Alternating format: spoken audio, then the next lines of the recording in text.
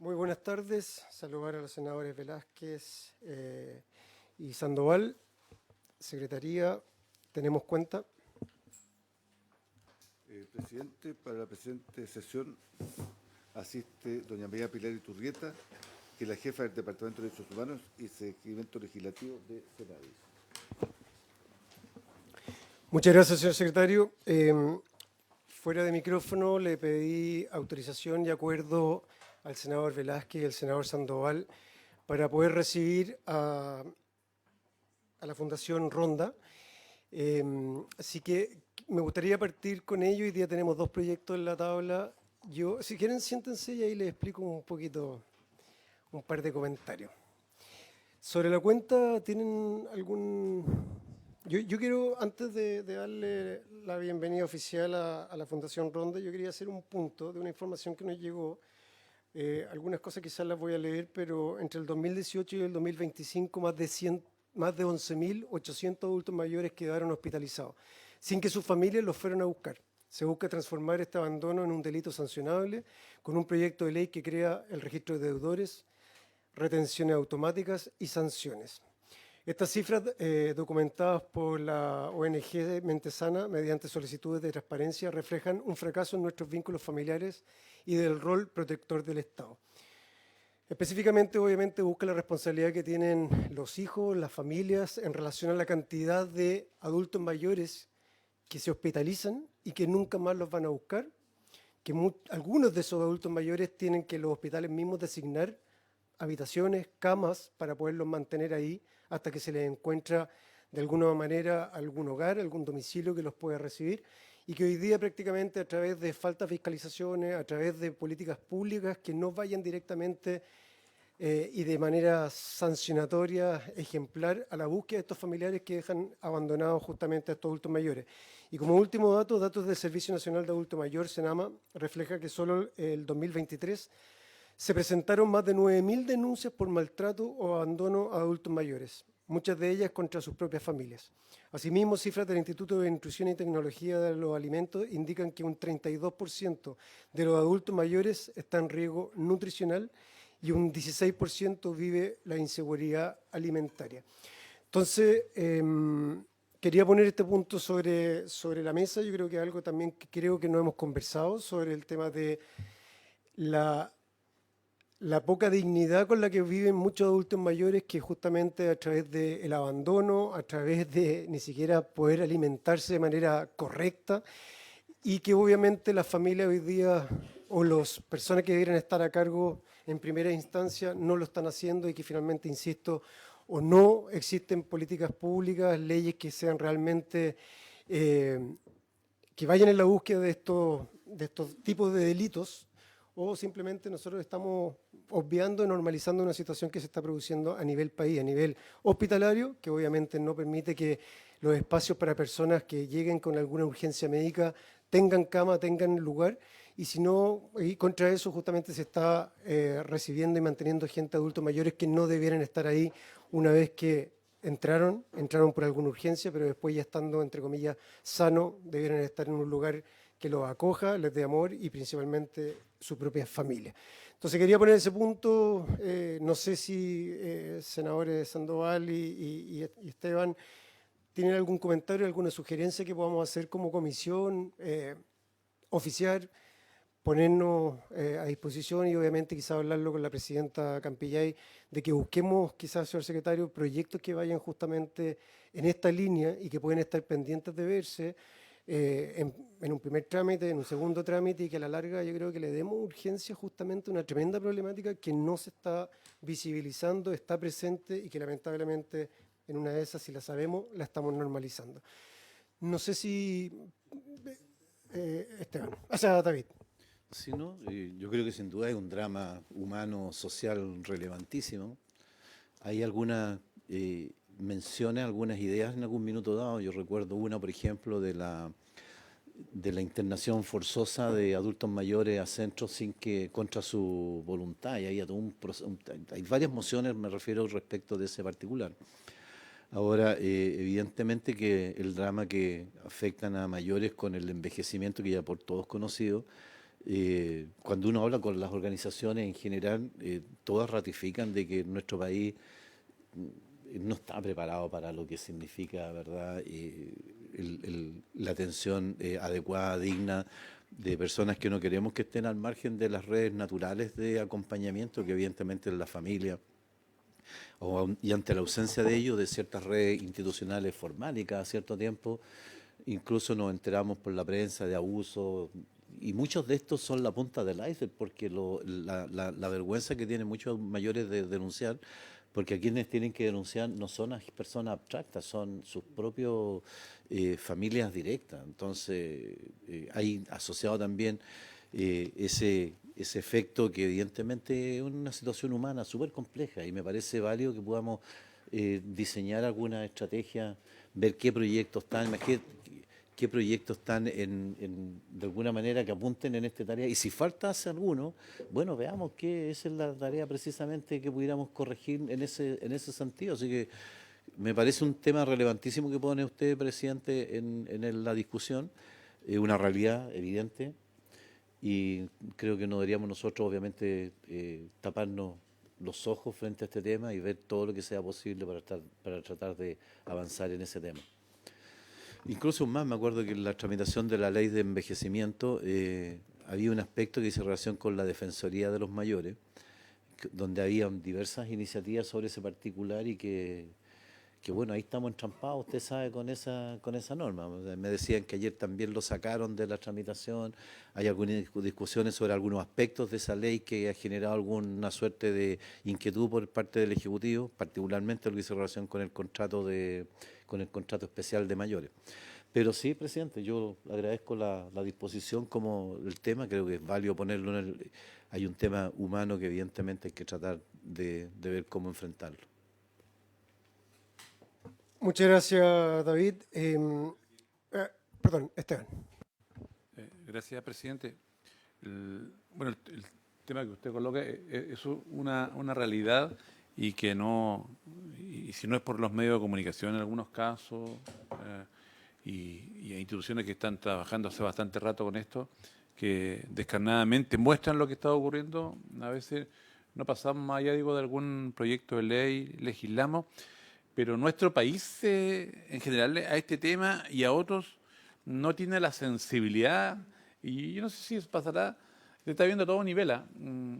Si promovemos poco, decimos poco, reconocemos poco, o cuando hay un escándalo nada más no nos acordamos, o nosotros, en nuestro caso, cuando discutimos los presupuestos a fin de año, en el que aparecen todos los temas porque llegan muchas agrupaciones al Senado. Pero después el resto del año pasa desapercibido. Pero hay una cuestión ya, esta reflexión va un poquito más allá a qué está pasando en nuestro medio, en nuestro sistema, una cuestión de orden cultural. En razón de lo que usted mencionaba, yo le saqué una foto, una nota que leo hace algunos días, en que según el Instituto de Nutrición y Tecnología de Alimentos, el INTA, un 32.4% de los adultos mayores está en riesgo de desnutrición. Y dice que un 15.9% enfrenta inseguridad alimentaria severa o moderada. Y a mí me parece bien las campañas que hay en otro orden, no sé, pro mascota, animalista, y está bien. Pero algo está ocurriendo, y sería interesante que revisáramos si hay algunos proyectos de ley ya instalados o alguna cuestión que pudiésemos nosotros proponer en conjunto de lo que ya se está haciendo. El gobierno le queda pocos meses, entonces van a hacer algunas cuestiones declarativas, pero todo suma finalmente.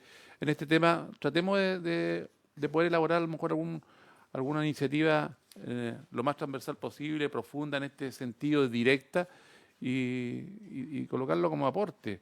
Lo otro, si es posible, a los organismos pertinentes, probablemente se invierte en difusión, presidente, ya sea por los temas que nos convocan a esta comisión y en otra área, el combate contra el consumo de drogadicción.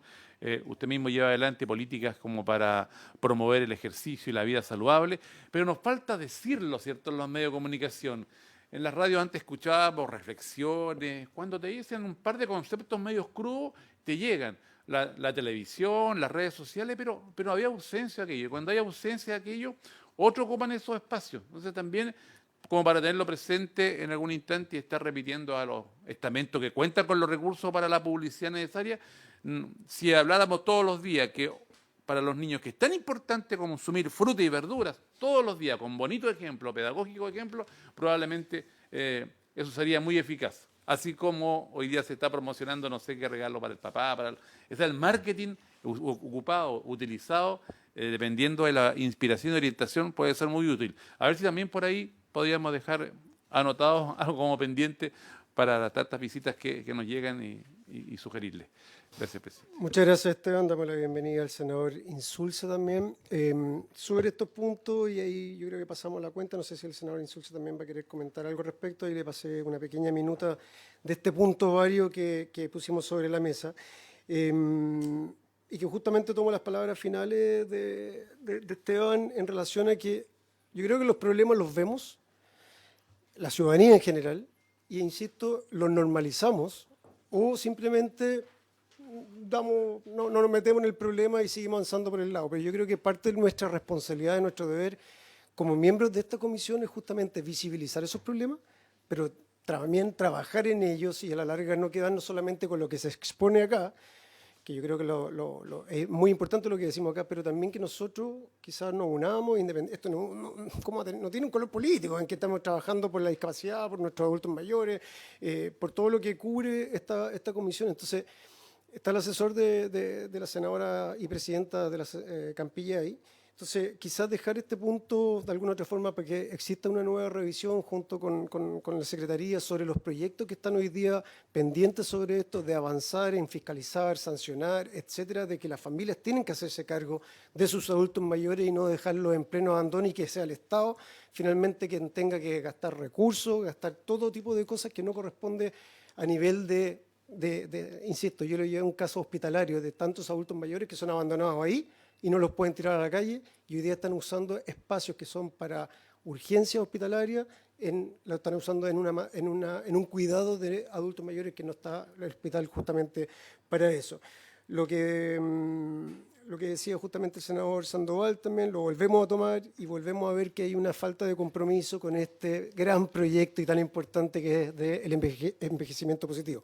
O lo sacan de la Cámara de Diputados o ni siquiera le dan una urgencia, en algún momento tuvo urgencia simple, la vuelven a retirar y seguimos en esto y se han comprometido acá en la comisión a que le van a dar la urgencia que realmente merece y que es la base, es el corazón justamente de lo que acá pretendemos hacer en los avances legislativos.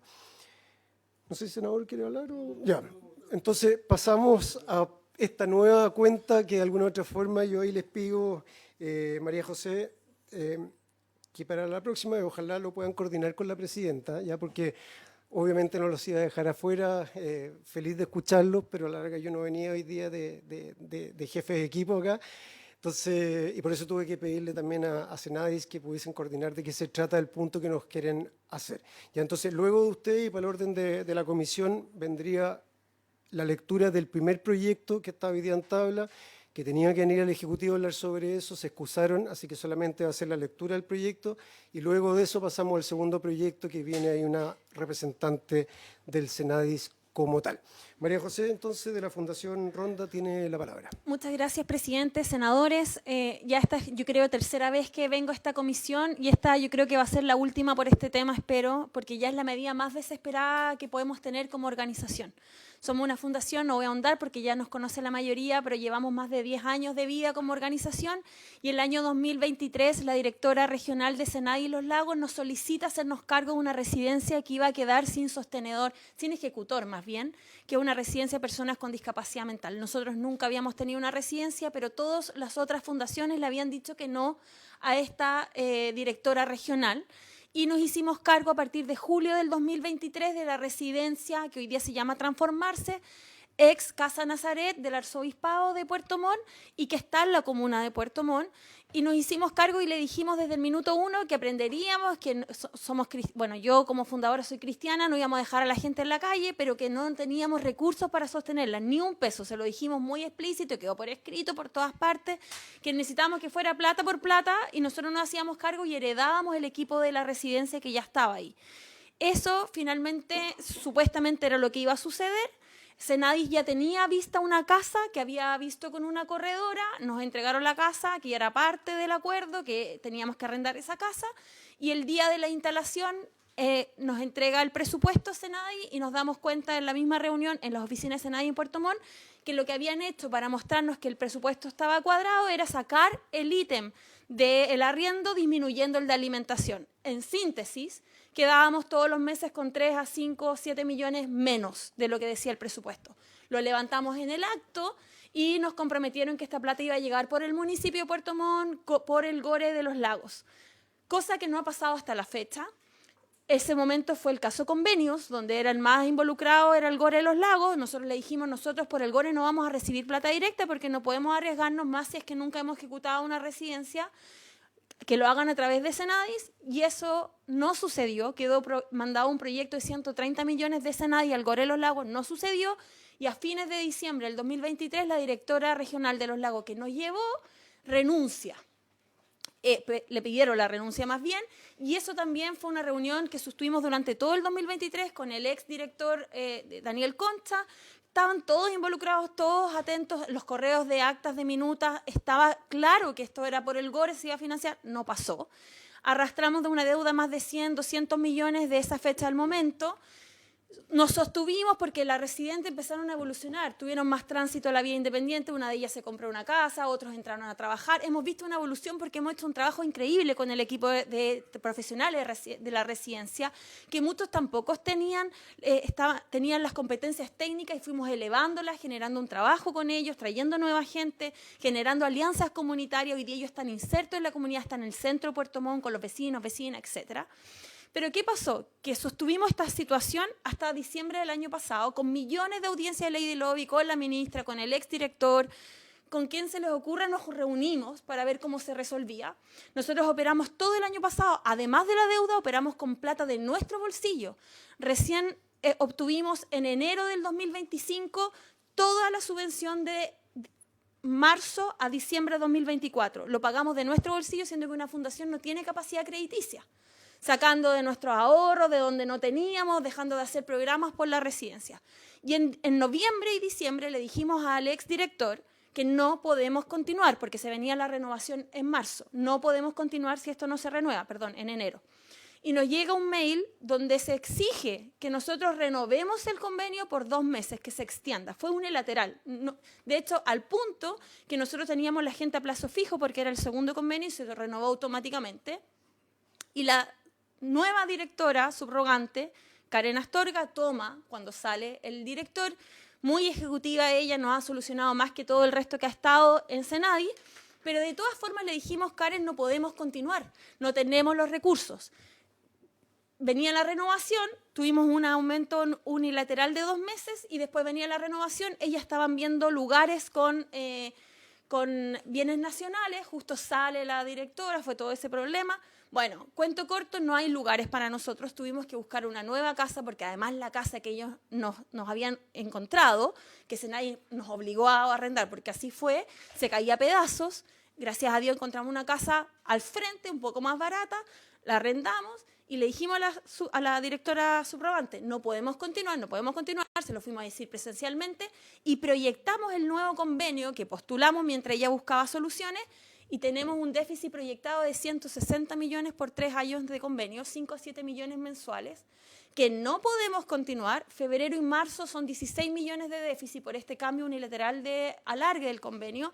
Se lo dijimos que la nueva casa necesita 10 millones de arreglos, no tenemos esos 10 millones. No queremos dejar a los residentes, los amamos. Hemos hecho un tremendo trabajo, tienen hasta una iglesia, van a la iglesia, son parte de la comunidad, antes estaban en un cerro alejado. Pero no podemos continuar económicamente. No recibimos respuestas, partí a Puerto Montt con recursos propios de la fundación. Me junté con el alcalde, fui al GORE, a todas partes a buscar financiamiento y nos dicen que no hay plata y ahí me encuentro con la noticia que el año pasado el GORE de los Lagos estuvo dispuesto a entregar esa subvención a Senadis y Senadis dijo que no. Y yo no tenía idea, se habían reunido entre ellos con nuestro equipo de allá. Cuento corto, no estaríamos en esta situación y ahora el GORE de los Lagos dice, ok, lo podemos evaluar, pero solo si Senadis pone de su parte. Que ponga algo y nosotros ponemos lo otro. Esa reunión fue en mayo, nos reunimos por audiencia de lobby con la directora de Los Lagos, la nueva directora, y nos dice, manden esto por escrito. Y de verdad que es ya una burla, porque le digo, hay una carta por oficina aparte del 1 de abril, que fue la misma carta en la minuta de febrero, que tú estás copiada y nos dice ahora que te lo mandemos por escrito. Y hasta la fecha, hoy día es 10 de junio, no ha habido respuesta. El día de lunes, nuestro abogado que está aquí, jefe jurídico, les mandó un correo sin respuesta. Le dije a la asesora, a la ministra, no sabemos qué hacer. Queremos continuar. Estamos inventando un negocio, una panadería comunitaria. Ya no sabemos qué hacer, pero no tenemos las lucas y desde enero no recibimos ni un peso y estamos ejecutando. Entonces, hoy día solo, y cierro con esto y agradezco nuevamente el espacio porque no sabemos dónde más ir. Queremos continuar con ellos. Ellos tienen una familia. Hoy día inventamos un servicio de coffee, los contratamos de garzones, están saliendo a la calle. Son personas hoy día, pero necesitamos el respaldo y no olvidar que esta es una residencia del Estado, que nosotros la ejecutamos, pero aquí el Estado se ha desentendido y los que tenemos que comprar pan, pagar agua, luz, gas, desde enero a la fecha somos nosotros. Y nadie nos responde, no nos dan respuesta. Entonces, solamente apelar a esta comisión que nos ayude oficiando, que nos ayude buscando respuestas, pero también que pongan ojo en lo que está pasando en la crisis de cuidado con las residencias. Hoy día muchas residencias son titulares porque están cerrando. No somos solo nosotros, residencias de personas mayores, de personas en situación de calle, de personas con discapacidad. Es una crisis, porque lo que nos dan de subvención no cubre ni el 60% de lo que gastamos. Y además, las residencias de niñez ganan casi el doble, y ¿quién podría pensar que una persona con discapacidad o una persona mayor va a necesitar menos cuidado? Eso es lo que quiero dejar hoy día y que nos puedan ayudar a ver este tema respecto de cara a nuestra residencia, de cara a la proyección de presupuesto 2026 para las residencias en Chile y de cara también a las trabas que han tenido las residencias por temas de Contraloría y por el plato roto que estamos pagando por el caso convenio. Muchas gracias, presidente. Gracias a usted, María José. Yo quiero volver a aclarar un punto. E insisto, yo pedí un acuerdo fuera de micrófono con Esteban y con David, y por eso quiero explicarle también al senador Insulza al respecto. La Fundación Ronda, a través de María José, que nos acaba de dar lo que nos acaba de decir, que es bastante fuerte, y ya voy a ir a ese punto como tal en base a mis opiniones. Gran parte de lo que está diciendo va justamente en relación al trabajo de Senadis, y en base al Senadis aprovecho de presentar también a María Pilar Iturrieta. María Pilar es jefa de Departamento de Derechos Humanos y Seguimiento Legislativo. María Pilar, de Senadis, no sabía que venía la fundación. Nosotros como senadores tampoco, pero cordialmente pedí ese acuerdo para que le diéramos la posibilidad de exponer estos 5 o 10 minutos. Ahora, nosotros lo lógico es que esperaríamos una respuesta de Senadis a través de María Pilar, pero como María Pilar no lo sabía, ella no preparó la argumentación y la respuesta a esta problemática tan grave que nos acaba de presentar María José. ¿Se entiende, no es cierto? Entonces, yo le voy a dar la palabra a María Pilar para que se pueda referir a la problemática, pero entendiendo nosotros como miembros de la comisión en que no nos va a poder dar una respuesta muy grande, muy certera, porque no tiene específicamente la información sobre todo el detalle lamentable que nos acaba de dar María José en temas de recursos, de abandono y todo lo que yo creo que quizá algunos de nosotros podríamos exponer o plantear sobre la problemática como tal. Yo te agradezco, María José, el trabajo que han hecho ustedes como fundación, este compromiso que están asumiendo ustedes, que es muy lindo que lo tengan, y que es lamentable cómo lo tienen que llevar, de endeudarse, de poner plata de su bolsillo, cuando finalmente, y tú bien lo has dicho, finalmente en nuestros adultos mayores se pone menos recursos que en los niños, y en nuestros presos ponemos prácticamente el triple de los adultos mayores o el doble de los niños. Entonces, una cosa como el mundo extraño en el cual vivimos. 2 o 3 preguntas. Uno, ¿de cuántas personas estamos hablando que están en esta fundación? Por lo que te entendí, son personas con discapacidad intelectual. 2, ¿pueden optar a recursos de privados? Hoy día la fundación lo permite, al ser, no sé. Después, 3, no sé ahí, María Pilar, ¿existe un catastro a nivel país, comunal, regional, de todas las residencias que están a cargo del Estado o que tienen recursos metidos, porque pueden ser quizás residencias privadas, pero subvencionadas quizás por usted. ¿Existe un catastro claro de la cantidad de residencias, cuántos adultos mayores hay, en qué condiciones están, cuántas de estas fundaciones o diferentes instituciones que se están haciendo cargo de ellos están con lo comprometido por los gobiernos de turno, por la ley de presupuesto? Entonces, siento que nos vamos enterando acá sobre la mesa, o al menos yo, sobre problemáticas que tú la estás trayendo acá, pero en la realidad de muchas residencias.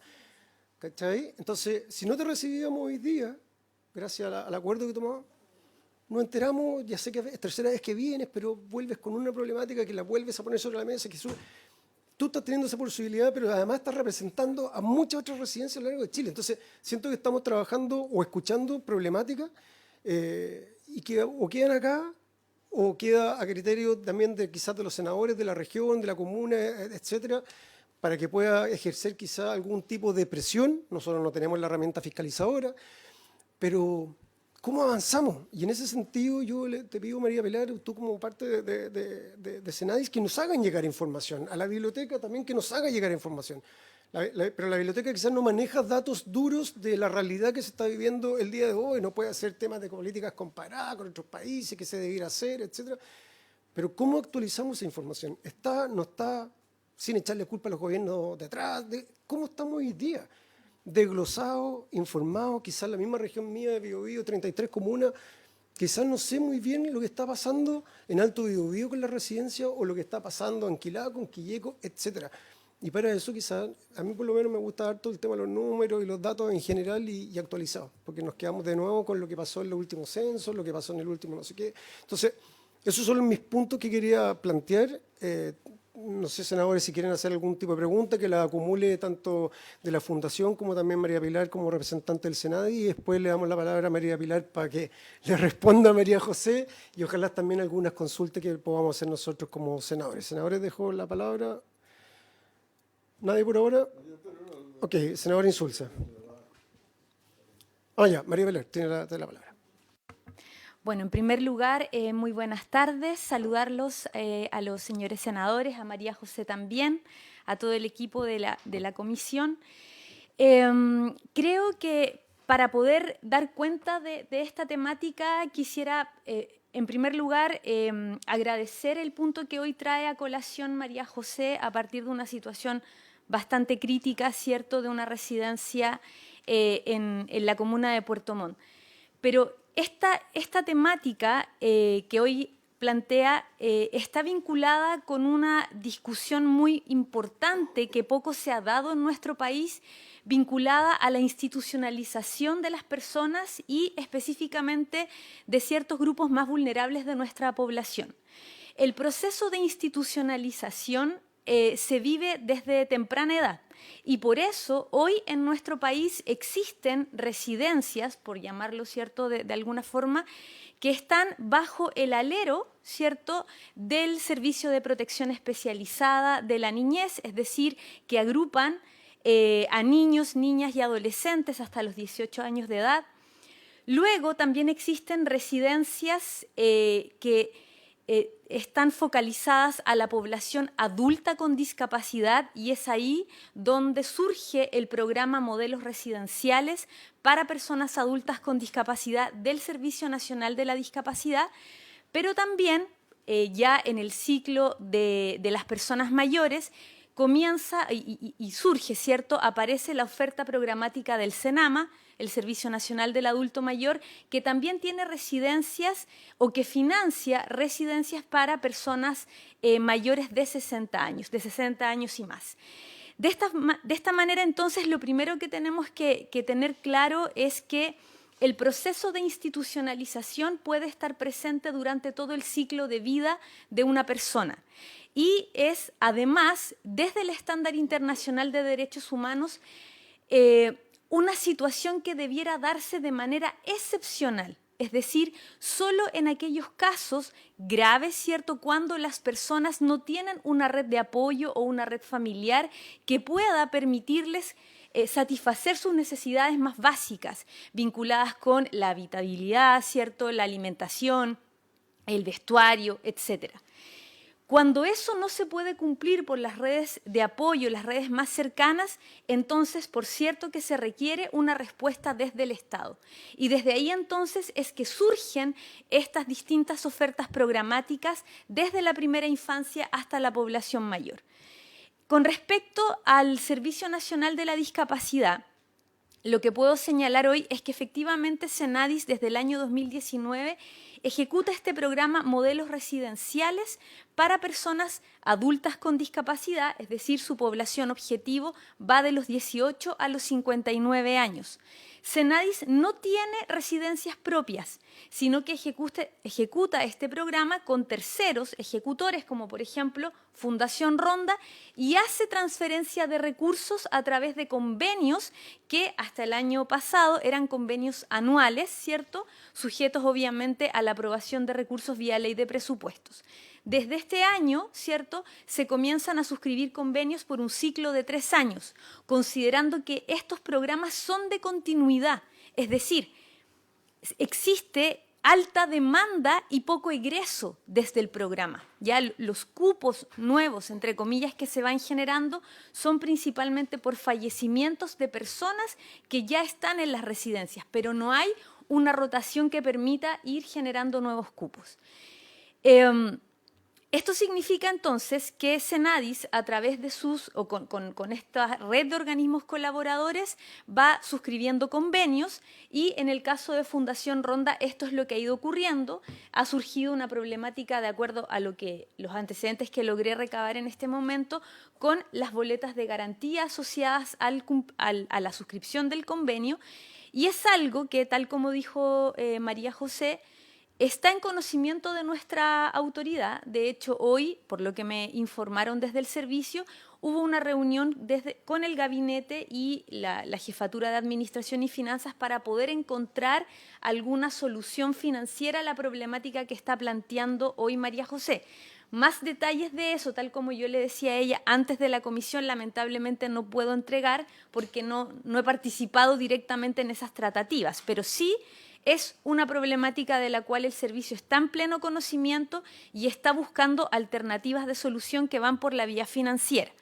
Ahora, para responder la pregunta del senador Keitel en relación al catastro, efectivamente, bueno, Senadis por supuesto que tiene catastradas las residencias con las cuales se ejecuta este programa. En cuanto al número de personas, ¿cierto?, que están en cada una de estas residencias, el tipo de perfil, el tipo de prestaciones, pero sí efectivamente es una situación compleja para la implementación del programa el per cápita que Senadis financia para la manutención de las personas que se encuentran o que son usuarias del mismo. Y eso ha significado que Senadis haya encomendado la realización de un estudio para hacer estimaciones financieras de cuánto cuesta el per cápita, porque efectivamente lo que paga, por ejemplo, el servicio de protección especializada es un per cápita mayor a lo que luego paga Senadis por cada usuario del programa Residencias. Ahí entonces efectivamente se produce una brecha para financiar la manutención de las personas y tal como decía María José, esto ha sido objeto de críticas porque efectivamente a medida que avanza la edad, generalmente los cuadros de discapacidad o las condiciones de salud tienden a hacerse más complejas, ¿ya? Y eso implica entonces que la reducción de per cápita obviamente incide negativamente en la ejecución del programa. Todos estos antecedentes han sido considerados en este estudio que está a puertas de entregar sus datos para efectos de que Senadis pueda acompañarlos en la discusión presupuestaria, porque como ustedes saben estamos en pleno proceso de formulación del presupuesto 2026 y dentro de lo que Senadis está trabajando es efectivamente poder intentar de alguna manera aumentar este per cápita para de alguna manera lograr cubrir ciertas brechas que sabemos que hoy tiene el programa Residencias en la manutención de las personas con discapacidad usuarias del mismo. Ahora, eso es en términos generales, ya a nivel del programa. Lo que hoy ha planteado María José es efectivamente focalizado en una residencia con distintas problemáticas que ha mencionado respecto al lugar que están utilizando, y todo eso, como les decía, está en conocimiento del gabinete del servicio de la directora, y hoy, hace un momento atrás, se reunieron para poder abordar y, a través mío, comprometernos a entregar a la mayor brevedad la respuesta que ella está solicitando. Ya, gracias, María José. Yo solamente 2 puntos en relación a lo dicho y a lo que entendí. Acá el Estado, a través del gobierno de turno, se mide per cápitamente la cantidad de personas, en este caso como Senadis, con rango etario, discapacidad, y cuántas personas a lo largo de Chile necesitan del apoyo como tal del Estado, ¿cierto? Cuando está sacado ese cálculo, independiente del monto, que sabemos que es un monto muy bajo, ¿por qué esos montos, si ya se sabe para cuántas personas van, ya se sabe el monto específico, ¿por qué no se entregan finalmente? Porque si hay compromiso y hay maneras de entregarlo, y que a la larga después todos se lavan las manos, ¿no? Andan a la gobernación, andan no sé dónde, al municipio, pero si ya está comprometido un determinado monto, porque se sacó ese per cápita de cuánto se podía entregar, de cuánto el gobierno se podía comprometer, ¿por qué no se entregan? Y además que son plata que están aprobadas anualmente, y ojalá resulte de los 3 años, para que además no vivan con esta incertidumbre si el próximo año vamos a poder funcionar o no. Por lo menos una vez que ya les dan el ok de una determinada plata per cápita por cantidad de personas con discapacidad que estén dentro del organismo como tal, o adultos mayores, que me hubiese encantado también escuchar a la gente del Senama. Pero ¿por qué no se entregan? ¿Y por qué se tramitan? ¿Y por qué los dejan avanzar pensando en que tienen que poner las lucas desde el bolsillo, y que con la incertidumbre si algún día ese compromiso como tal, platas que ya fueron aprobadas por nosotros, se les entregue y se les devuelva esa plata que le hicieron con tanto cariño y amor? Que no quiero entrar a profundizar más porque tenemos que pasar a lo que es la cuenta, pero ese es mi punto. Insisto, les dejo la palabra abierta también para los senadores como tal, pero yo tomo de lo que tú dijiste finalmente, María Pilar, en que ojalá como compromiso, y que ya dijiste que se está viendo, espero esto se va a haber visto hace mucho tiempo, y si se estaba viendo, la idea es tratar de concretar, pero quedarnos nosotros con el compromiso tuyo de que realmente se les dé una respuesta como corresponde y realmente se cumpla con los compromisos que se han generado a través de este gobierno, del anterior, y quizás del anterior también. Hay muchos compromisos que quedaron ahí en el aire y que no se ejecutaron como tal, pero yo te entiendo eso, que per cápitamente está el cálculo de las personas que hoy día reciben recursos como tal, y esos recursos quedan comprometidos y no se está cumpliendo con lo que se compromete por diferentes razones. Y a quien le corresponde entregar esos recursos, se lava las manos y le dice, no, es otro organismo, es otro organismo. Entonces, yo creo que tenemos que encontrar ese orden, tenemos que llegar a que se cumplan los compromisos, y tenemos que llegar a que no puede ser que diferentes instituciones, fundaciones, etcétera, se tengan que hacer cargo de sus propias gestiones, de sus propios bolsillos, de lo que debiera de cubrir el Estado a través de las promesas de los gobiernos de turno. Ese es mi punto. Perdón que no sigamos, pero dejo eso en que está ese compromiso, en que le van a dar ese seguimiento y esa respuesta prontamente, y yo te pido, María José, que nos haga saber a nosotros de aquí. Ya, y con eso terminamos. ¿Ya? Adelante. Solamente decir que el estudio fue fruto de esta comisión. El año pasado el senador Bianchi y los senadores que hoy día están presentes en la mayoría apelaron con oficios, con reuniones al ministerio, y gracias a esa movilización de las organizaciones que tenemos residencias ejecutadas de Senada, y que somos más del 80% de la oferta de las residencias de personas con discapacidad, entre ellas Coanil, Cotolengo y muchas otras, fue que finalmente se levantó un estudio. Fue a raíz de esta comisión y de la gestión de las organizaciones sociales, cosa que todavía no sabemos. Hoy día el problema que tiene Ronda en particular fue que la dirección del servicio de la discapacidad comprometió cosas que no se cumplieron, y que hoy día necesitamos respuesta, y este es el milagro de esta comisión, que después de 2 meses sin respuesta, hoy día maravillosamente y milagrosamente se nos va a entregar. y decir que esto es un problema que nos afecta a muchas más residencias y que hoy día mi equipo, que son 20 personas contratadas, hace 2 años no les puedo subir sueldo, no les puedo dar aguinaldo, ningún otro beneficio porque ni siquiera me alcanza para pagar los sueldos con la subvención. Eso, y que ustedes van a tener que aportar mucho. Nosotros como organización pusimos en el proyecto del Sistema Nacional de Apoyo y Cuidado que estuvieran incluidas el sistema residencial, porque también hay que decir en esta comisión que no hay reglamentos tampoco ni protocolos estandarizados para que los ejecutores cuidemos a las personas. Y eso también es importante, los dos lados, cómo nos cumplen a nosotros y cómo las residencias también cumplimos a los que cuidamos.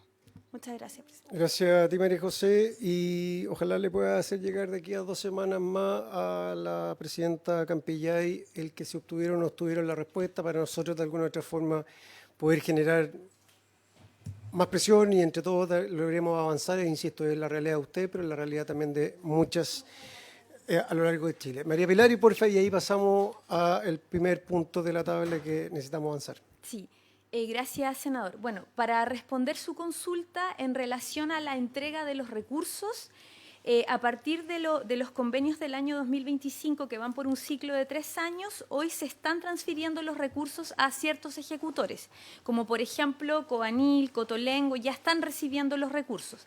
En el caso de Fundación Ronda específicamente, ha existido un retraso vinculado a la entrega de boleta de garantía por una extensión del convenio del año anterior. Pero eso efectivamente es un tema administrativo que hay que revisar. María José. Es lo que me informan desde el servicio, por lo tanto lo quisiera plantear también acá en la comisión, que es un tema de tipo administrativo que hay que obviamente abordar y encontrar una solución rápida a la problemática. Y efectivamente el estudio de costeo fue fijado por una glosa presupuestaria que quedó en la ley de presupuesto, y esa glosa ya está cumplida y el estudio está a puertas de entregar sus resultados, y por supuesto también nos comprometemos a hacerlo llegar acá a la comisión, y en el evento de que les parezca obviamente como comisión poder también exponer los principales resultados de ese estudio, que creo que pueden dar un reflejo y una luz bastante importante en relación a la institucionalización, porque finalmente Senadis no solo debe financiar este tipo de programas vinculados a la institucionalización, sino que también, y en un rango de relevancia similar, programas que promuevan la vida independiente de las personas con discapacidad y favorezcan la mantención de sus propios proyectos de vida finalmente, y que estos modelos residenciales también se ejecuten en consonancia finalmente con esos estándares.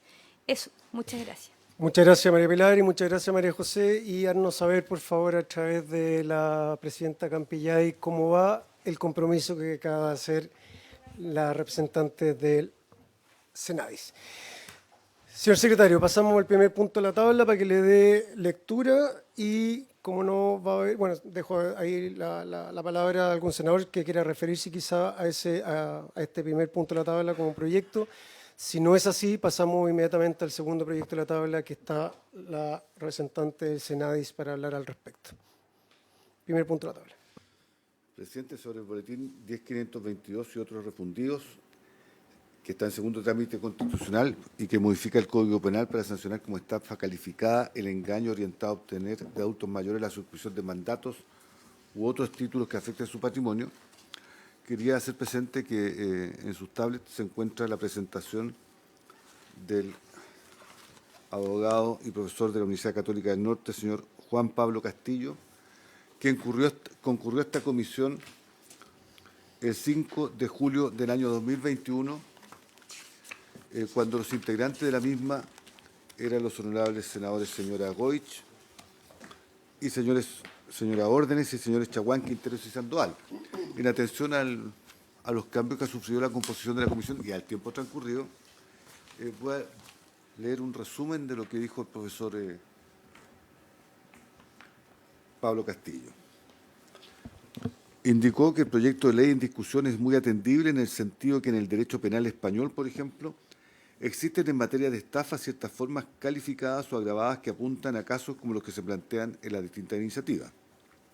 Consideró que previo a continuar con la tramitación de este proyecto de ley, sería recomendable analizar si las instituciones que ya existen en el país y que se relacionan con el proyecto cuentan con estadísticas confiables para sustentarlo, toda vez que la información con que se cuenta no es relevante en términos del efecto preventivo que una iniciativa de este tenor podría tener en Chile. En tal sentido, reiteró que antes de intervenir el Código Penal se disponga esa información. Señaló que lo anterior es muy importante por cuanto el proyecto busca crear una figura calificada en el libro segundo de los delitos en particular, en circunstancias que las figuras que podrían comprender el proyecto en estudio ya se encuentran resueltas por las figuras existentes del Código Penal. A modo de ejemplo, indicó que tanto la estafa del artículo 470, número 4, que el proyecto quiere modificar, como en la apropiación indebida, el Código Penal dispone además de un catálogo robusto de circunstancias modificatorias de la responsabilidad penal que perfectamente podrían aplicarse a casos como los que se presentan en el proyecto que probablemente quiere reglamentar. Advirtió que se debe tener presente que en todo momento, en términos criminológicos, el estafador se mueve siempre en una zona protegida y que en el caso particular del proyecto es difícil contar con información confiable. Agregó que no solo la estafa se puede producir en este grupo de personas con algún tipo de discapacidad física o sensorial, sino que también se puede producir un hurto, robo, apropiación indebida y otros, todos los cuales nos generan vergüenza, de modo que sería recomendable evaluar con mayor precisión la necesidad práctica de hacer una reforma de este tenor. En el entendido que, de acuerdo a la legislación vigente, se pueden subsumir varios supuestos de abuso patrimonial, dijo que es importante no perder de vista la posibilidad de invocar circunstancias agravantes de la responsabilidad penal respecto a las figuras penales existentes, como sería el abuso de confianza. A modo de ejemplo, indicó que en la figura penal de la apropiación indebida, la confianza es inherente al delito, de modo que el abuso de la misma por el principio de doble incriminación no podría aplicarse, lo que no obsta a que en compensación se pueda agravar la responsabilidad penal de quien incurra en la figura por la vía del parentesco. En la misma línea dijo que tratándose de hurto, el abuso de confianza, que es una circunstancia agravante, podría recrudecer el hecho. Por otro lado, consideró que se debe tener presente que en un hurto agravado, cuando existen relaciones de parentesco o cuidado, podría explorarse previamente la circunstancia agravante de la alevosía, es decir, cometer el delito aprovechándose de una situación de indefensión por parte de la víctima, pero no podría tener lugar como agravante el abuso de confianza porque se entiende subsumida en la mencionada alevosía. Señaló que esta podría ser una oportunidad para introducir una actualización del tenor del artículo 447 del Código Penal, toda vez que es una norma que sintoniza muy bien con la época en que se dictó el mencionado código, que es el más antiguo en lengua castellana.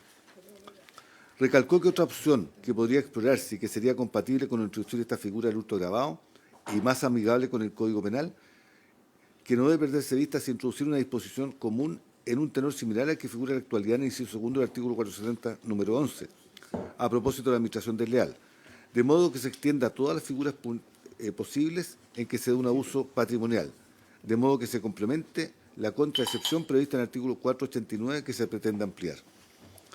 Opinó que la reforma que se busca introducir en el artículo 489, tratándose de sujetos activos con los que el titular del patrimonio vulnerado tiene un vínculo familiar, sería pertinente la extensión a personas que tengan discapacidades sensoriales de cualquier especie o físicas, más allá del tema etario.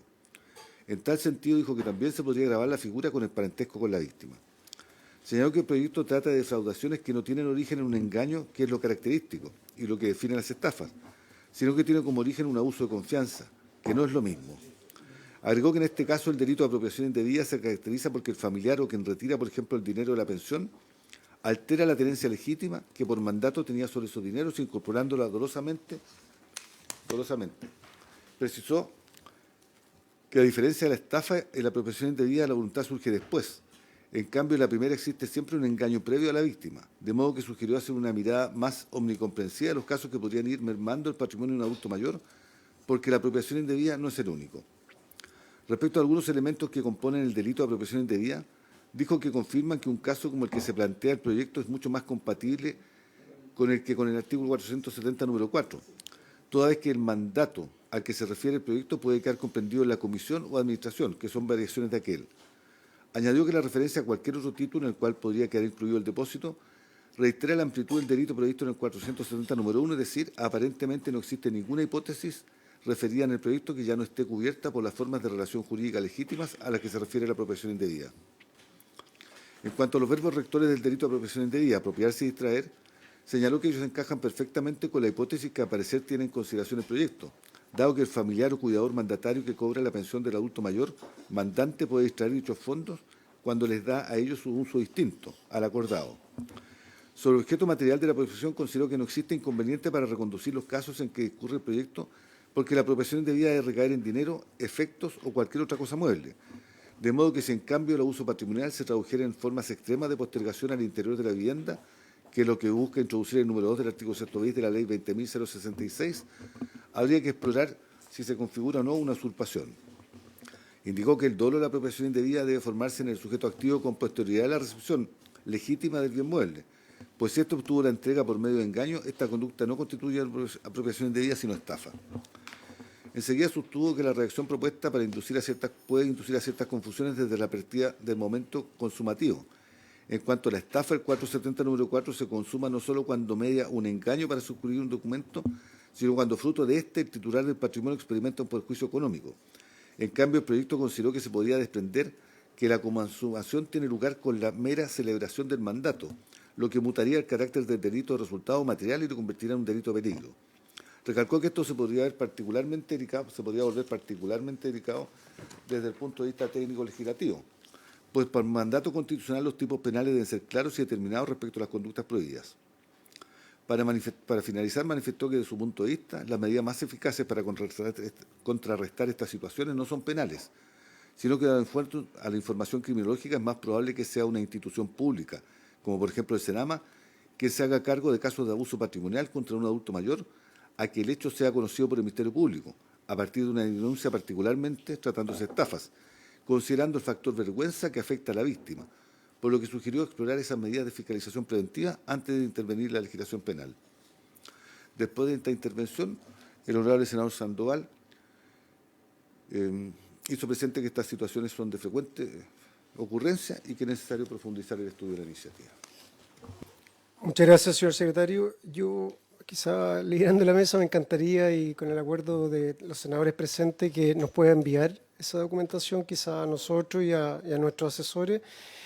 También hacer hincapié nuevamente en la importancia que debiera de tener un proyecto así y que pueda estar los representantes de gobierno a través de Senama y obviamente subsecretaría y ministra de Desarrollo Social.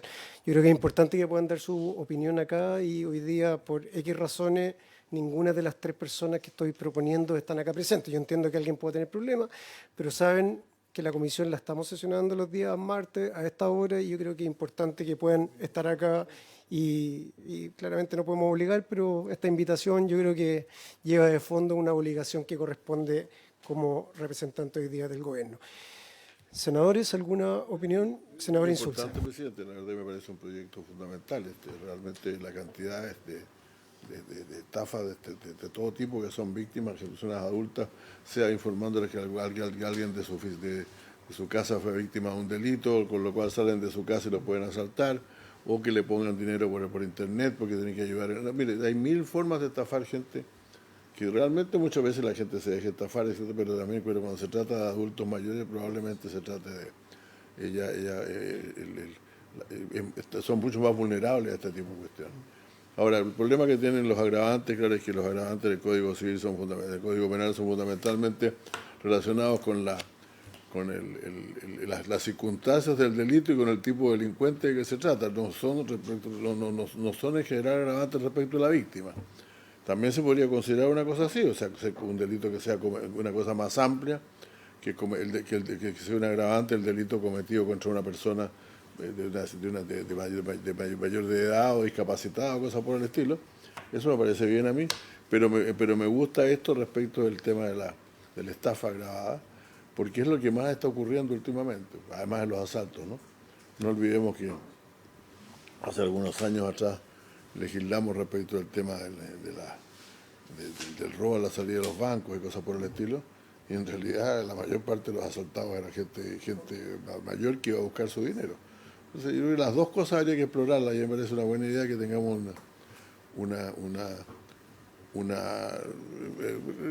presentación de expertos interesados en el tema que nos permita discutir un proyecto de ley que valga la pena. Gracias, senador Insulza. Tomando sus palabras finales, yo creo que también es bueno que nosotros evaluemos si tenemos alguna persona, grupo, organismos determinados que puedan venir a exponer sobre el tema, también que se lo puedan hacer llegar a la presidenta Campillay, para que cuando se continúe con la discusión de este proyecto tengamos la máxima cantidad de opiniones posibles como tal. Señor secretario, y no sé, también dejo la solicitud a la biblioteca, quizá nos podrán informar cuántos proyectos hoy día vinculados a adultos mayores y discapacidad tienen algún grado de urgencia por parte del gobierno. De los que están hoy día, esta está en segundo trámite, por lo que veo no tiene tampoco ninguna urgencia. Entonces sería bueno también ver y entender si realmente nos estamos tomando en serio las urgencias como tal, porque si no, finalmente yo creo que vamos actuando sobre los problemas y no llegamos quizá a nada definitivo y no sé, yo creo que hay un compromiso por parte del Estado, del gobierno y nosotros sobre cómo actuar y concretar, pero seguimos, insisto, avanzando como a la vuelta a la rueda, con una comisión una vez a la semana, 3 veces al mes, y quizás ahí tiene que haber un tipo de urgencia por parte de quienes corresponde para poder seguir avanzar y concretar. Entonces, si nos pueden entregar esa información de realmente hoy día qué proyectos que están para posible urgencia las tienen o no las tienen. Se lo informo a las 4 para aprovechar lo que sí. varíe con la cuenta de hoy día. Sí. Senadores, ¿algo más sobre el punto? Pasamos. Ok. Señor secretario, entonces pasamos al segundo punto de la tabla. El segundo punto de la tabla, señor presidente, es continuar el estudio del proyecto de ley en primer trámite constitucional que modifica la ley 20.422, que establece normas sobre igualdad de oportunidades e inclusión social de personas con discapacidad, con objeto de aumentar las sanciones aplicables a quienes atenten contra el ejercicio de los derechos que consagran en favor de las personas con discapacidad.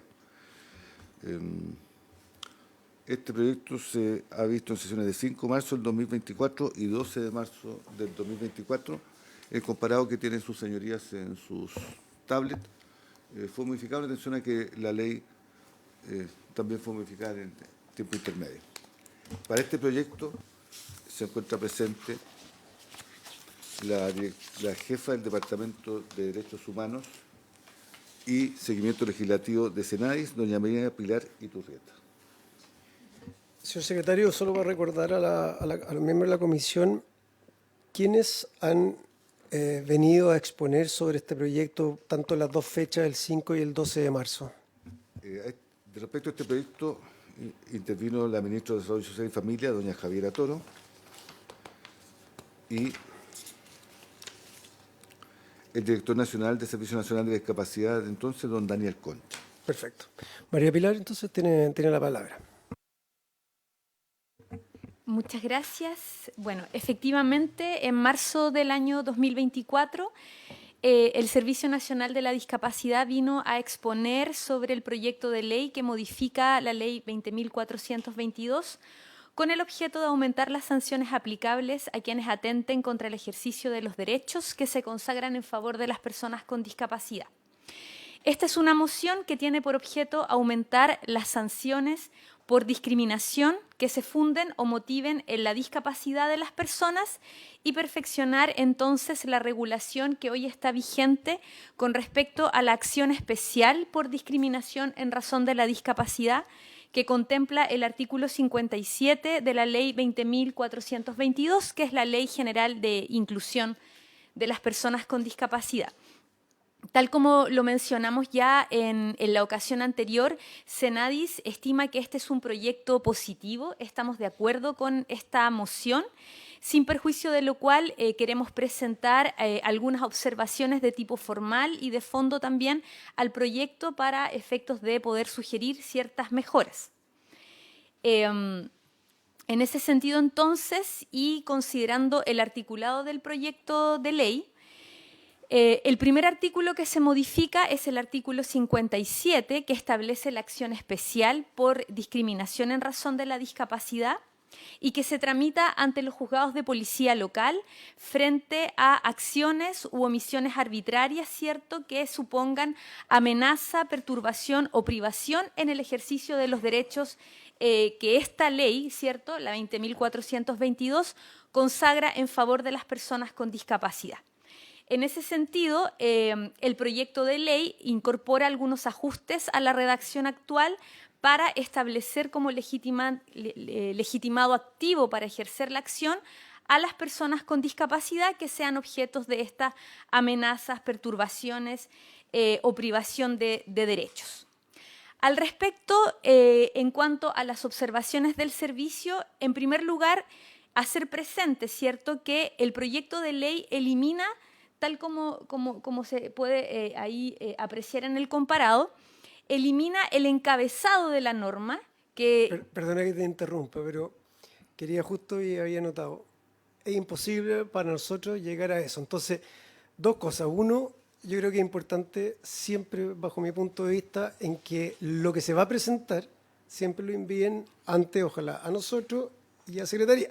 Y al mismo tiempo le pido a Secretaría que ojalá nos puedan tener sobre la mesa la información para los que tenemos un poquito de problema para la vista, porque es imposible para nosotros. Entonces, claro, nos queda solamente la alternativa de poder escuchar, pero no de ver. Entonces, en lo personal también yo soy mejor para ver que para escuchar. Entonces, les pido eso, que para toda futura presentación nos puedan hacer llegar, ojalá, la info antes, y también a Secretaría para que nos puedan, de alguna u otra forma, tener impreso acá lo que corresponda. Ya, así que también soy negado a eso. Ya, adelante, María Belén. De todas maneras, se entregó la presentación para que la puedan consultar. Pero gracias por el punto para así ir explicando de mejor manera. El encabezado de la norma actual hace referencia a normas administrativas y penales que existen, ¿cierto? Y que en general las personas pueden hacer valer cuando sufren algún tipo de discriminación en razón de la discapacidad. Este proyecto elimina esa referencia a la normativa penal y administrativa. Por lo tanto, como servicio consideramos que el encabezado de este inciso primero del artículo 57 debe permanecer y debe continuar haciéndose referencia a las otras jurisdicciones que permiten ejercer acciones especiales cuando hay discriminación en razón de la discapacidad. Y esto en el entendido, ¿cierto?, de que muchas veces esta acción especial puede ser interpuesta en conjunto con otras acciones que se presenten ante otro tipo de judicatura, como por ejemplo, para hacer valer la responsabilidad administrativa, por ejemplo, a través de un sumario administrativo por alguna acción de discriminación en razón de la discapacidad que se dé en el contexto laboral, la acción penal en el evento de que la conducta discriminadora sea de una entidad tal que esté penada igualmente por la ley. Y además consideramos que es importante también hacer referencia a la jurisdicción civil porque, por ejemplo, la acción de la ley antidiscriminación, de la ley 20.609, se tramita ante los tribunales civiles. En segundo lugar, en cuanto a la legitimación activa, es decir, quién puede ejercer esta acción especial del artículo 57, la ley vigente habla de toda persona, en tanto que el proyecto de ley sugiere que sea toda persona con discapacidad. El Servicio Nacional de la Discapacidad estima que es más conveniente establecer una legitimación amplia, manteniendo el texto vigente de la norma, toda persona. ¿Por qué? Porque si hablamos específicamente de toda persona con discapacidad, podría darse a entender en la implementación de la ley, ¿cierto?, que para ejercer la acción hay que acreditar la discapacidad. Y la forma que la ley 20.422 tiene para acreditar la discapacidad es a través del Registro Nacional de la Discapacidad, que existe en la medida en que las personas sean parte del proceso de calificación y certificación de la discapacidad, que es un proceso voluntario. Por lo tanto, hay una brecha importante entre el global, el universo de las personas con discapacidad que hoy existen en Chile, de acuerdo a la última encuesta nacional de la discapacidad, que son alrededor de 2.700.000 de personas adultas con discapacidad, versus las personas adultas con discapacidad que están inscritas en el Registro Nacional de la Discapacidad. Por lo tanto, si acotamos esta legitimación activa haciendo la referencia expresa a la discapacidad, podría haber ahí un obstáculo, una barrera para el ejercicio o para el acceso a la justicia. Por eso, como servicio, estimamos que debiera mantenerse la legitimación amplia de toda persona. Además, el proyecto hace una corrección de lenguaje, eliminando el verbo sufrir, ya porque dice toda persona que sufra una amenaza, perturbación o privación, Claro, y cambia esa expresión por que sea objeto, efectivamente, utilizando la misma técnica legislativa que la Ley Antidiscriminación 20.609, lo que nos parece correcto.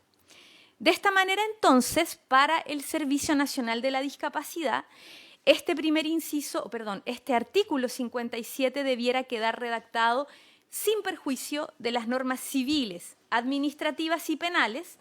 Toda persona que por causa de una acción u omisión arbitraria o ilegal sea objeto de amenaza, perturbación o privación en el ejercicio de sus derechos consagrados en esta ley, podrá concurrir por sí o por cualquiera a su nombre ante el juez de policía local competente para que adopte las providencias necesarias para asegurar y restablecer el derecho afectado. En segundo lugar, con respecto al artículo 58 de la Ley 20.422, aquí se produce un cambio importante en el inciso primero, puesto que, tal como lo señala el proyecto en su objeto, ¿cierto?, se aumenta el rango de la multa a aplicar por este tipo de conductas. La multa actual es de 10 a 120 UTM, en tanto que el proyecto propone aumentarlas de 30 a 200 unidades tributarias mensuales, las que siempre, de acuerdo al inciso segundo, son o ingresan más bien a las arcas del respectivo municipio para financiar proyectos vinculados a discapacidad, que es algo que no se modifica con el proyecto, lo que nos parece que va en un sentido correcto. Y luego se incorpora una frase en el inciso final del artículo 58, porque la norma vigente señala que además de esta sanción pecuniaria, el juez puede decretar una medida de clausura del establecimiento de que se trate. Y el proyecto, además de la clausura, añade, ¿cierto?, o la prestación del servicio de que se trata. Entonces, la sanción accesoria, aparte de la multa, sería la clausura del establecimiento o de la prestación de servicios, clausura de la prestación de servicios. Esa sería como la idea que quedaría con la redacción que propone el proyecto. En relación a esta norma, como ya les mencionaba, Senadis está de acuerdo con aumentar el rango de las multas, pero en relación a la frase final que se busca agregar al inciso tercero, tenemos una observación porque creemos que no es del todo correcto hablar de clausura de la prestación de servicios, ¿cierto? Clausura efectivamente es atingente cuando hablamos de algún establecimiento, pero no así de una prestación de servicios. Entonces, en ese sentido, y tomando también la técnica legislativa que utiliza la Ley de Antidiscriminación 20.609, Senadis lo que propone es establecer una referencia a un listado no taxativo de medidas de reparación que podría imponer el juez, ¿cierto?, de manera accesoria a la multa. Y así entonces, este nuevo inciso tercero, o más bien la nueva redacción que se propone para el inciso tercero del artículo 58 sería, ¿cierto?, que si el denunciado o demandado no adopta las medidas que ordena el juzgado de policía local o bien insiste en el incumplimiento de la normativa, además de la sanción pecuniaria, el juez puede decretar la medida de clausura del establecimiento de que se trate, ordenar el cese inmediato de la prestación de servicios, así como adoptar las demás providencias que juzgue necesarias para restablecer el imperio del derecho y asegurar la debida protección de la persona, tales como reconocimiento público de responsabilidad a través de disculpas públicas que debieran difundirse en medios de circulación pública, el establecimiento o adecuación de protocolos o reglamentos de carácter interno para prevenir y eliminar las formas de discriminación, o bien el establecimiento de medidas educativas y de capacitación de trabajadores o funcionarios cuando el acto sea realizado por una persona jurídica de derecho público o privado. Es decir, hay un listado, ¿cierto?, de medidas accesorias que se entregan a modo ejemplar para que el juez pueda evaluar su imposición, siempre en conjunto con la sanción pecuniaria, considerando principalmente la naturaleza de los hechos, ¿cierto?, que se están denunciando y que dicen relación con la discriminación en razón de la discapacidad.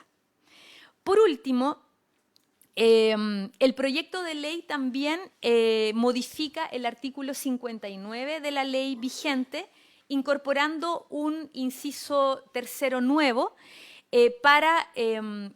y que dice relación, ¿cierto?, con normas de tipo procedimental.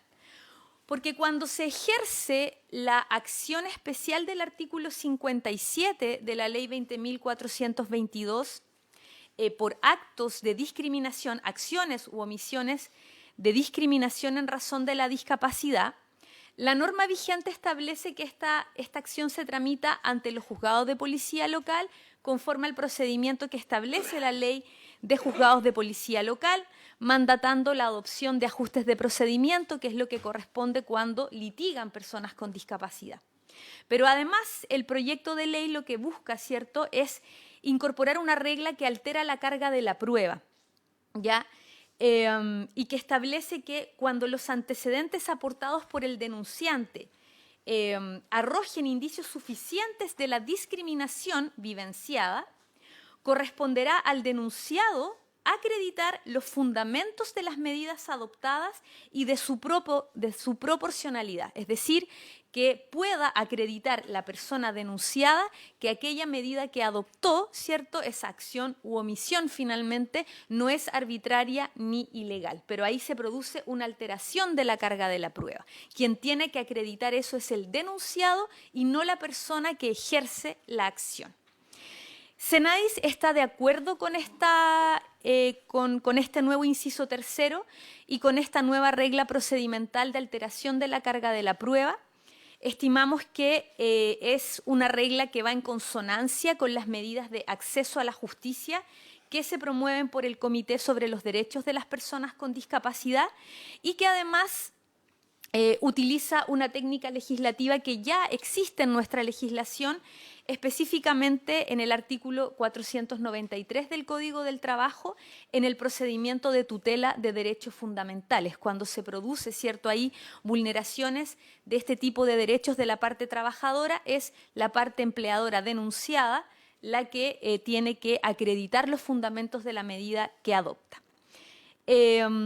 Por lo tanto, hay también ahí una propuesta de redacción, pero siguiendo la misma línea de lo que señala el proyecto, y es que si a juicio del tribunal de los antecedentes aportados por el demandante resultan indicios suficientes de que se ha producido una acción u omisión que importe discriminación en razón de la discapacidad, corresponderá al demandado acreditar los fundamentos de las medidas adoptadas y de su proporcionalidad. Con esto concluyo mi presentación y quedo atenta, por supuesto, a las consultas que puedan existir. Muchas gracias, María Pilar. Dejo abiertas las preguntas, comentarios. Nada. Ya, quería proponer a la mesa de alguna otra forma. Esto es un proyecto de artículo único. Claramente yo creo que la discusión y en base también a lo presentado por el Ejecutivo, que hay alguna posible discrepancia, puede ser de idea, no de fondo, pero sí de posibles modificaciones. Entonces, yo creo que para avanzar un poquito más tenemos dos alternativas. Uno, de partida dejo abierta también la posibilidad de que podamos invitar a personas que también puedan venir a hablar sobre el tema. Yo creo que hay que avanzar y posiblemente votar en general, para que después en el desarrollo de la discusión podamos finalmente votar en particular. Ya habló el Ministerio a través de su ministra de Desarrollo Social, a través también de María Pilar como representante de Senadis. Entonces, toda persona que quieran invitar a través de Secretaría, también informarle a la senadora Campillay, pero pongo la idea también de votar en general para que podamos seguir avanzando, yo creo que en un proyecto también, una vez más, importante como muchos de los proyectos que pasan por acá. ¿Comentarios? Si no, pasamos a votación. David. Una sola consulta respecto al tema de las multas. ¿Hay algún registro de las multas que se hayan aplicado en el marco de esta norma? ¿Existe alguna estimación de eso? Senadis no tiene un registro específico. Cada multa se impone en procedimientos que llevan los juzgados de policía local, por lo tanto, para efectos de poder hacer un levantamiento habría que hacer, claro, la consulta a cada una de estas judicaturas. Ahora, en general, como esta es una acción bastante relevante en el ámbito de la discapacidad, lo que Senadis ha tratado de realizar en este último periodo es tender puentes de trabajo colaborativo con representantes de agrupaciones de juzgados de policía local para efectos de ir avanzando, por ejemplo, en plataformas que permitan de alguna manera no simplificar las tramitaciones, sino que poder acceder de manera más simple a datos estimativos de imposición de multas o de número de denuncias que se hacen por estos temas. Sí, perdón, pero quedamos sin la información de fondo. Otra pregunta entonces, si no hay datos del otro, porque entiendo que lo llevan los juzgados de policía local, también las causas llevan los juzgados de policía local. ¿Hay algún registro de causas que se llevan con motivo de este artículo? En Senadis no. En Senadis no hay registro de esas causas. David, Eso lo lleva... si les parece, justamente a quienes podemos invitar a que venga un representante... Es que lo que pasa, presidente, es que damos círculos... Bueno, ¿qué es Senadis entonces? Si no fiscaliza una norma que está diseñada precisamente para resguardar las conductas de las personas con discapacidad. Oye, bueno, ¿cuántos denuncian en ese sentido? Senadis debería llevar un registro. Hablará ellos con los juzgados policiales, no vamos a citar a nosotros, a los jueces policiales, para que nos digan algo que... ¿Me entiendes? O sea, hay como hay un paso ahí que, bueno, queda en tierra de nadie. También es la norma, se construye la ley, ahora son juzgados de policía local los que... Pero ¿cuál es la eficiencia en definitiva? Se resguarda la no discriminación, se resguardan en definitiva el objeto de la ley. Entonces, bueno, ¿quién lo lleva a cabo? ¿Ya? Entonces, creamos nosotros instancias, o sea, no saber, por ejemplo, cuántos juicios que se han eventualmente presentado en los juzgados policiales locales respecto de este tipo de acciones.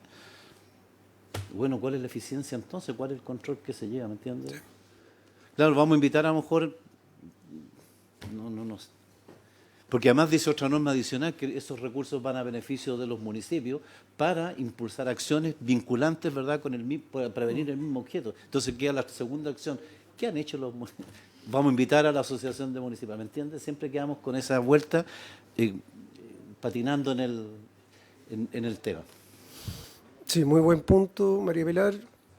¿Algún comentario al respecto? Sí, bueno, a ver, creo que es importante señalar que cuando Senadis se crea a través de esta misma ley 20.422, no se le dota de atribuciones fiscalizadoras.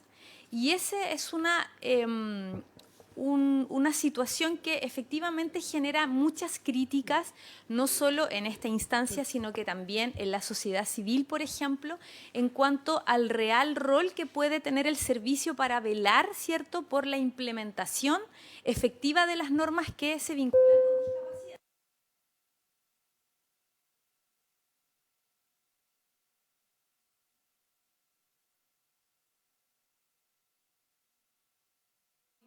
O de imposición de multas vinculados al incumplimiento de esta normativa.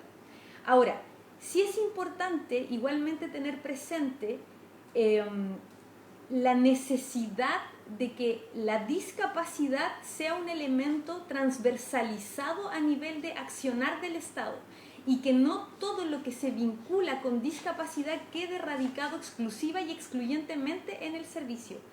¿Por qué? Porque de lo contrario, cualquier iniciativa, cualquier ámbito de acción vinculado a discapacidad, de alguna manera se establece solo la responsabilidad del servicio y efectivamente con la dotación que tiene y los recursos asociados es imposible o muy complejo poder analizar y hacer seguimiento exhaustivo a todas y cada una de los ámbitos de la vida, finalmente a donde intervienen las personas con discapacidad. Por eso la relevancia que las otras instituciones igualmente asuman la responsabilidad en el ámbito de la inclusión. Ahora, eso, por supuesto... Mucha teoría, pero... Por lo tanto, si hay una falla institucional... Ambos están con el micrófono apagado, por si acaso. Perdón, presidente. Si hay una falla institucional ya más grande, bueno, también puede ser una oportunidad entonces para que se presenten por parte del Senado alguna corrección respecto de esa instancia, porque estamos hablando de un registro, básicamente, presidente, ¿ya? De un registro de causas, de situaciones, estamos pidiendo una cosa bien básicas. O sea, bueno, si no lo hace el Senado, ¿a quién? O sea, ¿no? Si hay una falencia institucional, bueno, veamos cómo corregir esa falencia institucional, y eso sí que le correspondería a ustedes, esa iniciativa exclusivamente de ustedes. Sí. Primero tomar el acuerdo, estamos a la hora de extender solamente a 5 minutos para escuchar también al senador Insulza que quiere hablar. ¿Hay de acuerdo? Solo 2 minutos, presidente. Uno para decir que me parece muy interesante las observaciones presentadas. Sí. Yo abriría la discusión sobre ya modificaciones concretas, entre las cuales puede estar, por cierto, la que proponen los senadores. El senador realmente se puede, es habitual que en este Congreso se pida, se haga una propuesta, se reconozca que no es de mandato de decisión del Ejecutivo y se le pide al Ejecutivo que la presente. Yo vengo de una reunión precisamente que hubo como 4 cosas de ese tipo. Se modificó una ley bastante grande y una serie de cosas se pidió al Ejecutivo y el Ejecutivo está presentando esta tarde las indicaciones respectivas. Pero la verdad es que yo creo que es mejor que empecemos más que yo creo que realmente necesitamos ya empezar a tener más legislación concreta que desarrollar. Aquí hay planteamientos primero respecto de la definición del tema mismo. Por ejemplo, si se habla de toda persona o se habla de toda persona discapacitada, ese tipo de cosas, que las podemos ir decidiendo y sacar un proyecto de ley pronto, presidente. Así que yo propondría que yo acepto cualquiera de las propuestas que usted hacía. Primero, llamamos inmediatamente gente a la opinión, o aprobamos en general para poder presentar indicaciones, y de ahí para adelante ya, bueno, vamos dando rienda suelta a la imaginación, cómo se puede hacer esto. A mí, por ejemplo, me parece que solo las multas no son probablemente el mejor incentivo, sino que también pueden haber sanciones como las que están planteadas ahí, clausura del establecimiento, casos de reincidencia, de formas de agravamiento de las cosas, pues esto es muy amplio, pero vamos a empezar a legislar entonces, presidente. Así que esa sería mi opinión. David, tiene la palabra y después está. No sé, de repente uno queda... Sí, es verdad, no es la multa lo relevante, lo importante, ¿verdad?, es que no acontezca la discriminación, simplemente, ¿verdad?, y procurar ahí ser el centro del tema. Pero ante el tema, a lo mejor pudiera darse una indicación de que, bueno, corresponderá a los juzgados policiales ante el evento de un proceso sobre este particular, remitir copia, ¿no es cierto?, de la sentencia al Senado, y para que, pues, oye, y se acabó el asunto, pero no tener una información de nada de eso es lo que me parece un poquito una falta, una omisión un poquito irresponsable, diría. Esteban. Sí, yo creo que la propuesta es interesante. No sé, yo sería partidario de votarla en general. Los alcances que hacen acá respecto a lo que el Ejecutivo puede hacer es un buen año para que los candidatos, por ejemplo, tomen nota de este tipo de cosas. Yo recuerdo que han habido intenciones de entregarle facultades a una serie de organismos y han terminado en el Tribunal Constitucional, o sea, el CERNAC y otros. Estoy de acuerdo en que tiene que haber yo soy partidario de mayor fiscalización en el Estado de Chile, porque es verdad que hay una falencia. Pero cuando vienen esas fiscalizaciones, no todos los sectores se suman, no me refiero solo a los sectores políticos, sino que son otros los que presionan empresariado, empresas, oye, tengo que invertir, tengo que desarrollar determinado tema y esto no va a provocar desempleo y no sé de cosas. Estoy inventando una cuestión ahora. Pero, así que hay varios caminos. Una, hagamos notar aquello que el Ejecutivo, el actual, el tiempo que le queda, el que venga, legislemos respecto a y mientras tanto, claro, la realidad nos dice que puede ser el juzgado policial local o el organismo que corresponda, según el proyecto que estemos discutiendo, que provea de información para enriquecer la discusión. Creo que una propuesta no anula la otra. Muchas gracias, Esteban. Entonces, en relación también a los comentarios hechos por los senadores, que comparto plenamente, es que ustedes como Ejecutivo pueden analizar realmente que esta es la posibilidad que se podría tener de entregarle a Senado mayores herramientas justamente para, ya sea de fiscalización o lo que sea necesario, y no depender quizás de otro organismo para que ejecute justamente lo que se está buscando de forma y fondo en este proyecto. Entendiendo también que hay acuerdo para poder votar en general. También les quería pedir que una vez que votemos en general, también demos la posibilidad de que en la discusión del particular también podamos seguir quizás recibiendo, eso lo determinará la presidenta, algunas intervenciones y algunas presentaciones, ya sea de algún representante del Poder Judicial o algún abogado de derecho penal, pero que nos informemos un poquito más, y también le dejo un poco la tarea, insisto, al Ejecutivo, a través suyo, María Velar, de que puedan tomar la opción, y como es facultad solamente de ustedes como Ejecutivo, de poder introducir una indicación o alguna nueva, una indicación como tal de algún cambio en el texto puesto inicialmente, o obviamente como una indicación adicional que podamos de alguna otra forma votar y traer, y insisto, es una oportunidad para ustedes y para nosotros de poder concretar. Señor secretario, entonces ya estamos en el tiempo, pasemos la votación y con eso damos el término a la orden del día.